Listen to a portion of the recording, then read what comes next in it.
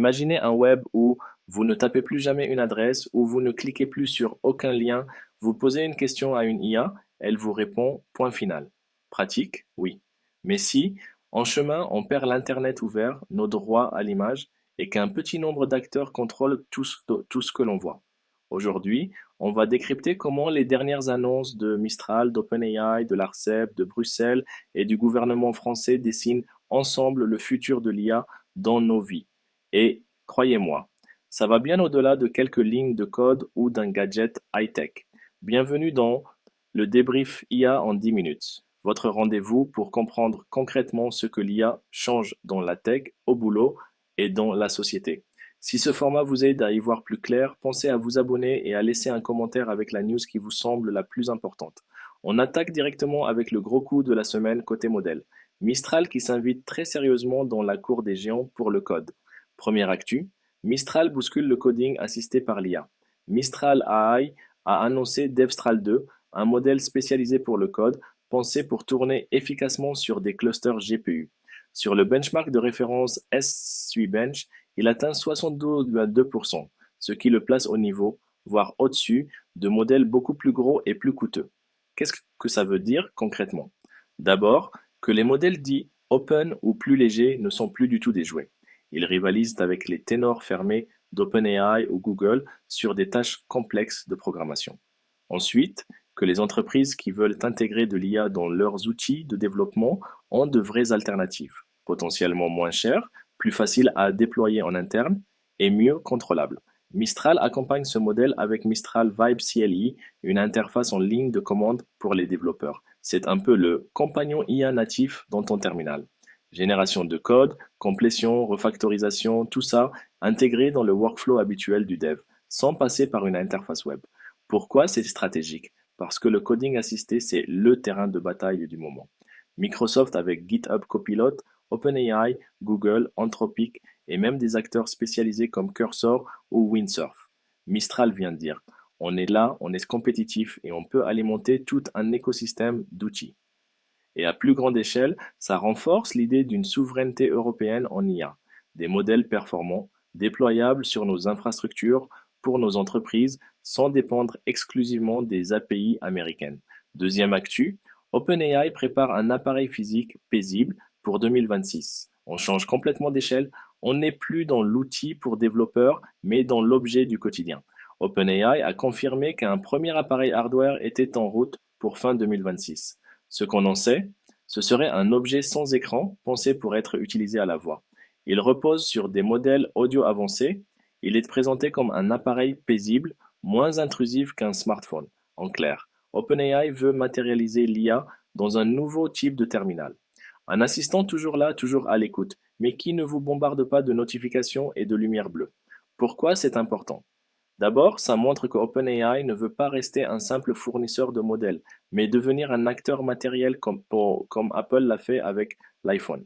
Ensuite, ça ouvre une nouvelle bataille. Après les smartphones, les lunettes connectées, on a maintenant les objets IA dédiés, centrés sur la voix et l'audio. Mais il y a des questions qui fâchent. Où sont stockées les données audio? Qui contrôle vraiment les interactions? Est-ce que ce type d'objet ne risque pas de devenir un nouveau point d'entrée unique vers l'information filtrée par un seul modèle? Et vous allez voir que cette idée de interface unique entre nous et le web, on la retrouve dans la troisième actu, beaucoup plus réglementaire cette fois. Troisième actu, l'ARCEP alerte sur les risques de l'IA générative pour l'Internet ouvert.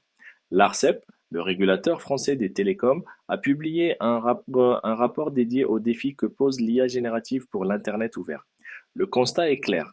Quand on pose une question à un chatbot plutôt que de naviguer sur le web, plusieurs choses changent radicalement.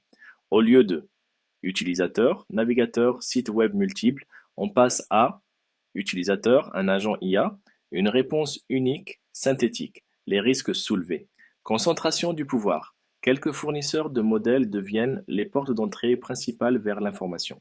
Visibilité des contenus. Les sites, médias, créateurs deviennent invisibles derrière la réponse synthétique.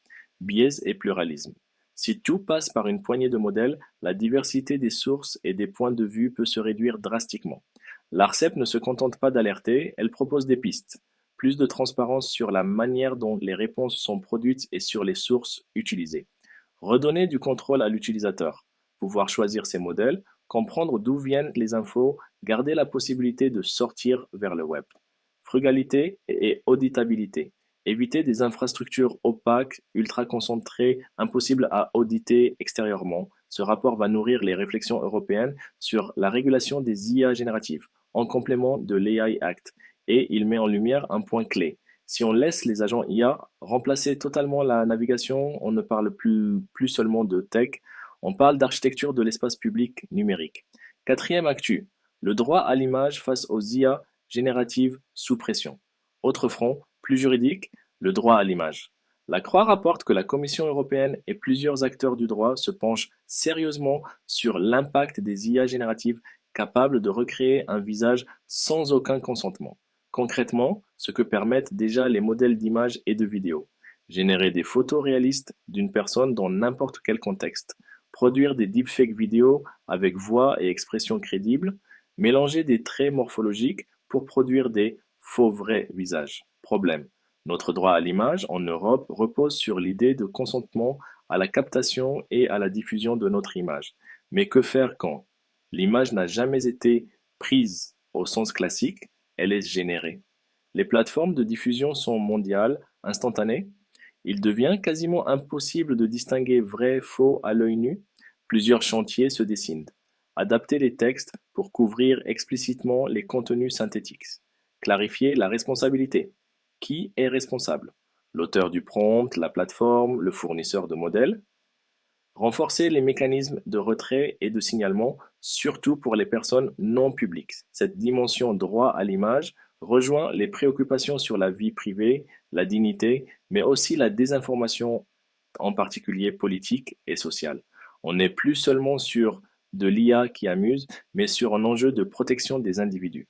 Cinquième actu, réseaux sociaux, mineurs et IA souveraine en France.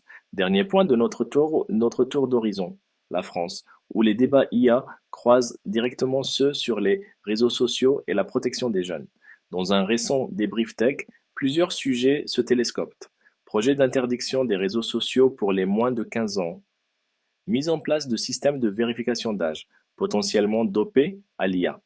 Émergence de plateformes et de solutions made in France, qui utilisent des modèles souverains, par exemple pour la modération de contenu, la transcription, la détection de risques.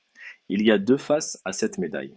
Côté positif, mieux protéger les mineurs des contenus toxiques, réduire la dépendance aux solutions de modération américaines. Encourager un écosystème européen de modèles et de services IA. Côté risque, dérive possible de la vérification d'âge si les données sont mal protégées. Tentation d'une surveillance généralisée sous couvert de sécurité. Complexité technique et juridique à grande échelle.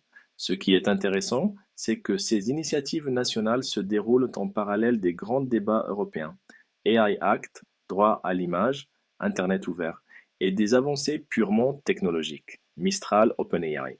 On voit vraiment se dessiner un triptyque, les modèles et les outils, les objets et plateformes qui les mettent dans nos mains, et le cadre légal qui tente de suivre. Alors, qu'est-ce qu'on retient de tout ça? D'un côté, Mistral prouve que la compétition est réelle, que des acteurs européens peuvent être à la pointe sur des usages critiques comme le coding. OpenAI prépare une nouvelle vague d'interfaces, plus discrète mais potentiellement très puissante, qui pourrait devenir notre principal point de contact avec l'IA. De l'autre, les régulateurs et les juristes tirent la sonnette d'alarme. Attention à ne pas sacrifier l'Internet ouvert sur l'autel de la commodité des chatbots. Attention à ne pas laisser exploser les atteintes au droit à l'image et à la vie privée. Attention à ne pas confier la totalité de notre accès à l'information à quelques boîtes noires. Pour nous, utilisateurs, pros, créateurs, il y a trois questions à garder en tête. 1. Quels modèles et quels outils utilisons-nous et qui les contrôle? 2. Quand une IA répond à notre place, est-ce qu'on garde encore la main sur les sources et sur la navigation? 3. Comment on veut protéger nos droits, notre image, nos données, celles de nos enfants, dans ce nouveau paysage? On continuera à suivre ces sujets de près dans les prochains débriefs. L'arrivée concrète des objets IA, la montée en puissance des modèles concurrents et surtout la manière dont les lois et les pratiques vont se stabiliser. D'ici là, dites-moi en commentaire. Est-ce que vous seriez prêt à utiliser un appareil IA sans écran au quotidien?